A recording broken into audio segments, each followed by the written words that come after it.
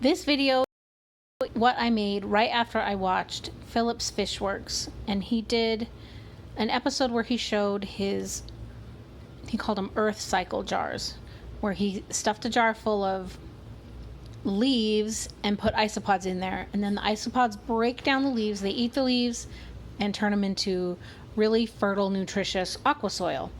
And so I got so excited, I immediately jumped up and made this huge jar in the center, and I stuffed it full of leaves. And I made a big mistake. It was way too wet and way too many leaves. Just look as I unpack it, it fills this bowl to overflowing. So I made a second tiny jar, and that one was a lot better. So I thought, well, I will just unpack this big jar and divide it into two, and all will be well. Well, that turned out to not even be good enough, because so I ended up having to make a third, well, a total of four, but a third one just to get that one jar unpacked. So on the jars 3 and 4, I put down a layer of sand, then I put down a layer of rocks, and then I filled it with compost because I wanted to make sure that the isopods didn't fall down between the rocks and get stuck down there. And then you put sticks and leaves and just fill that up. I think it would probably be best to moisten the compost and not necessarily the leaves, or if you do spray water in there, just spray it down one side and just kind of designate one area to be the moisture area and everything else stays dry.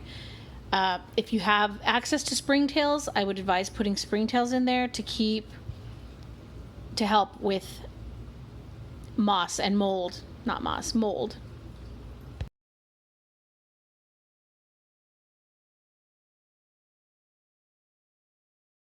So I have given up the jar method and gone to a more traditional isopod caring method, which is this shoebox style.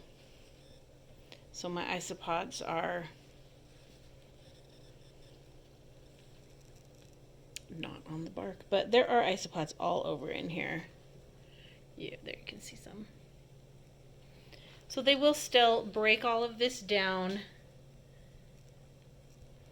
into good aqua soil, which is what I am going for.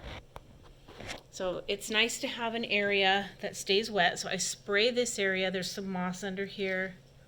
So I just do wet in that one side, and then I have a piece of bark here that I feed them on, and I feed them fish flakes.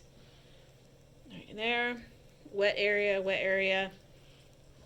And that's how I am doing my isopods now. And you can see some little ones right there. So they are breeding. There are little tiny isopods in there, which means they must be pretty happy. And some of these, like, I'm surprised at how pretty I think they are. They're pretty cute too.